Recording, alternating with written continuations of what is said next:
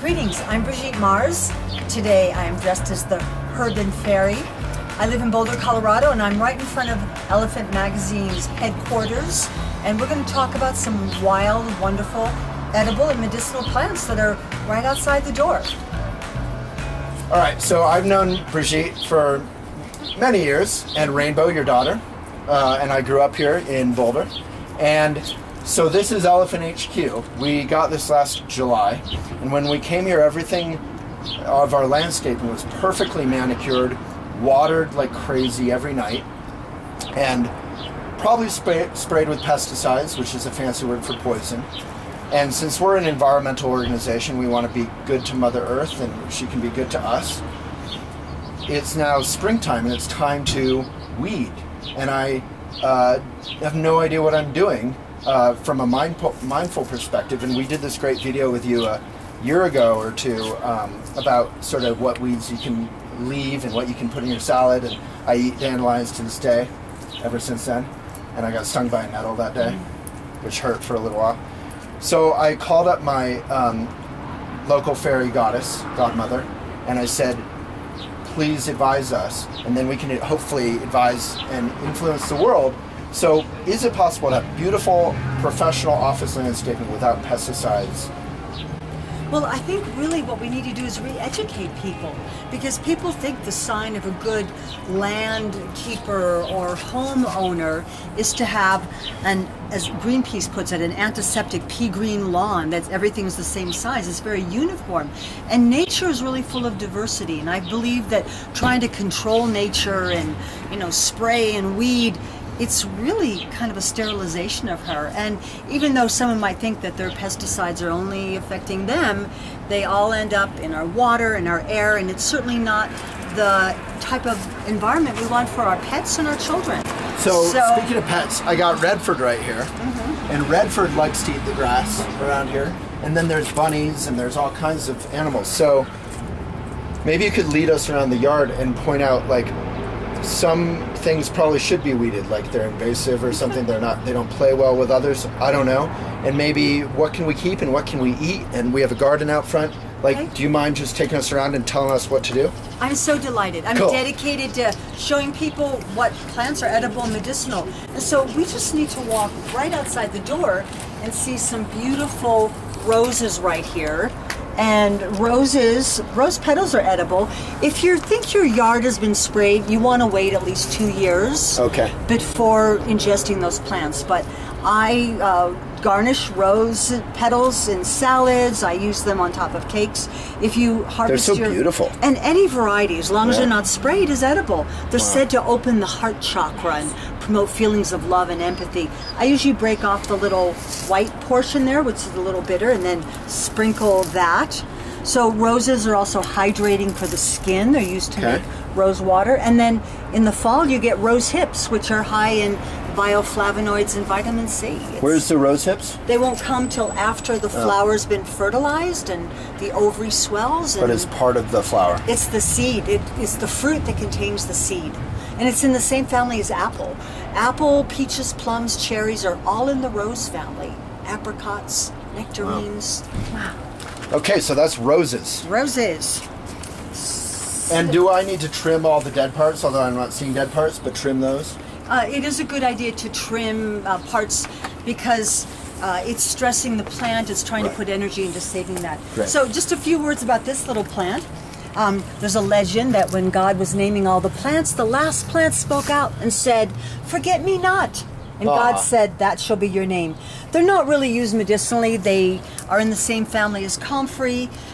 You could eat a few of them, but they do contain an alkaloid called pyrrolizidine.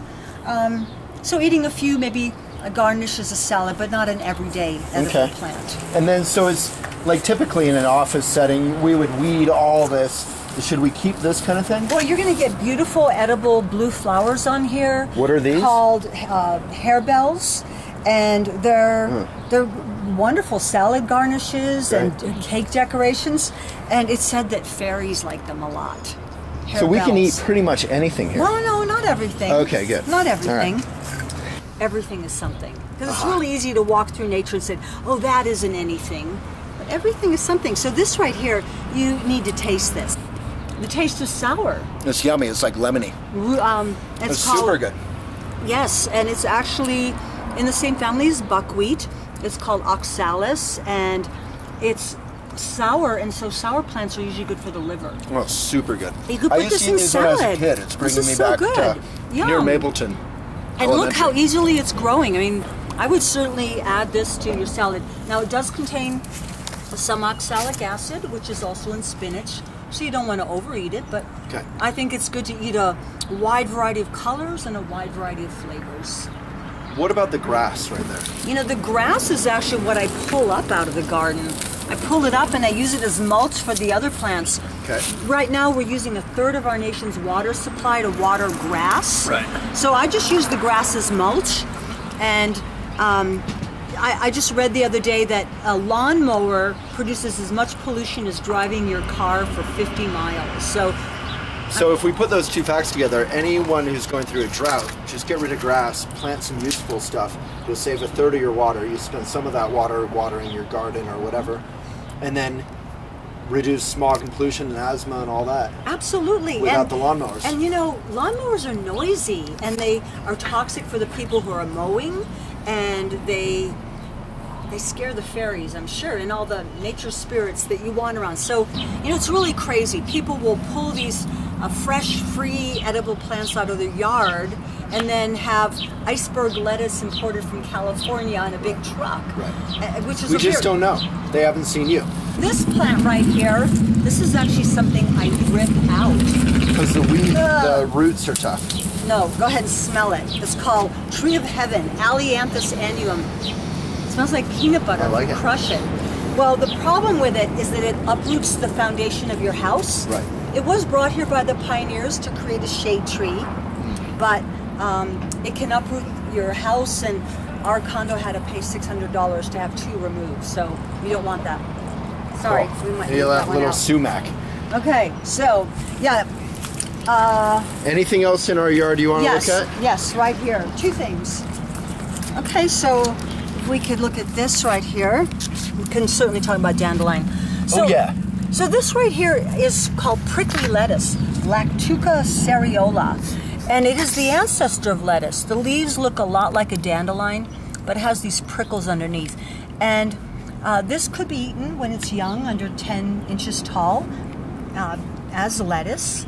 But it also, as it matures, is a wonderful pain remedy. Prickly lettuce or wild lettuce is used in sleep formulas and pain formulas.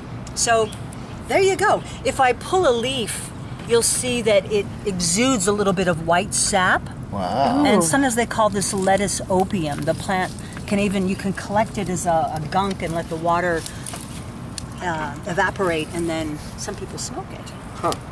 So, and it gets really big. This is a classic weed. What people think of as weeds, and they weed them. And you know what's interesting is people get rid of these weeds, and then they go down to the street to the health food store and spend $30 to buy the same thing in a bottle. Funny. So right here, this is spruce, and this is something I really like doing. Go ahead and taste one of these little young growth of spruce. Look at that. It's really high in vitamin C, and in the springtime, it's very high in vitamin C. The whole thing? Go ahead, pop it in your mouth. This is like super antioxidant. I'm eating it free. Mm-hmm. It's actually really good. So only in the springtime do you get these new little growths, and this is really wonderful. And it's good for you? It's good for you. Good for collagen production, preventing scurvy. It's good for your lungs and your bronchioles. And it's made into a essential oil for arthritis, added to the bath, made in cough syrups. Wow. I love this plant. Can you eat a couple of them? Mm-hmm, you can eat a whole bunch. Okay. Put them in your salad. I love this. I'm just going to stand out here and eat all our weeds. So maybe we'll talk about dandelion. Okay. We have lots of those. There's not going to be many in flower. We had one big one over here in the corner. Not in flower, though. Yeah. No. You want one in flower? There's echinacea. Echinacea is a good xeriscape plant, but it's not in flower. If we see a dandelion, I mean, does this count? This is plantain. Sure. So this. Mm-hmm. So you would take out the grass. right? I tend to rip out the grass out. and See, then lay Ashley? it down as mulch to help pull moisture in for the other plants. So another thing about grass is not only do we use 1/3 of our nation's water supply, we don't even eat it.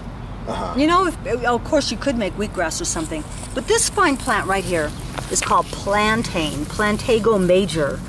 And Here's a leaf. the natives call this white man's footsteps because it tended to grow where the wagon trains had been. Huh. I'm going to go ahead and pull a leaf. Broadleaf plantain. Another name for it is ribwort. It has these very pronounced ribs.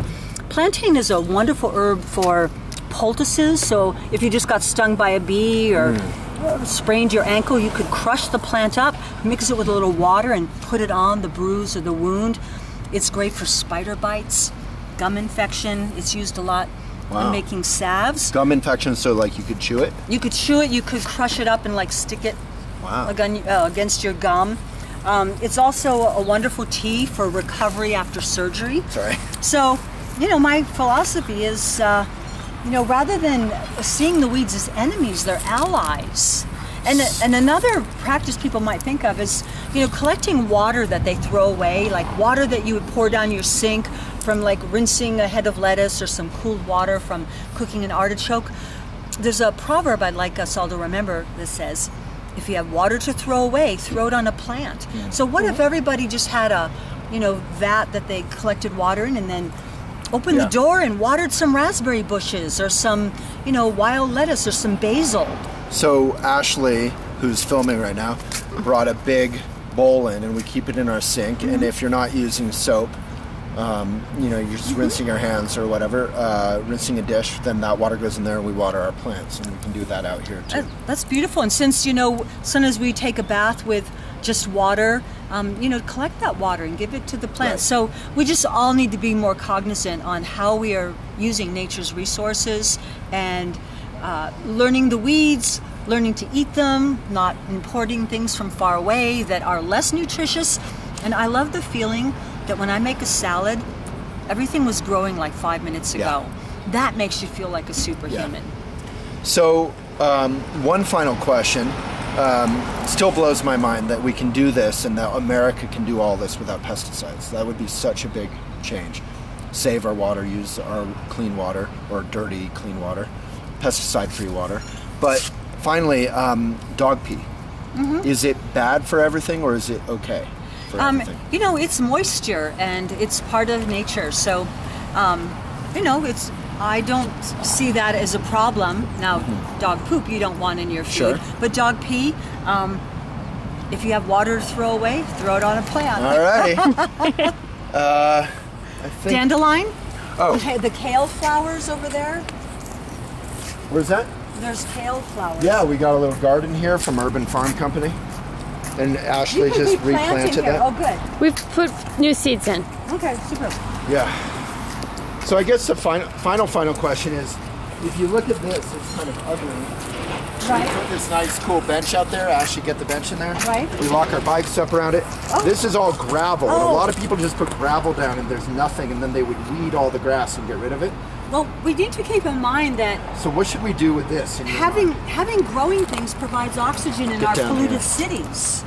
And I see a couple great plants right here. So, you know, one of the unique things about weeds is they find a way to survive. And right now, we're all trying to adapt to pollution, to chemtrails and fluoridated water and Fukushima. And so the weeds constantly adapt. They are strong and survivors. And rather than eating weak annual plants that die with the first frost, if we want to be Jedi, we'll eat the weeds.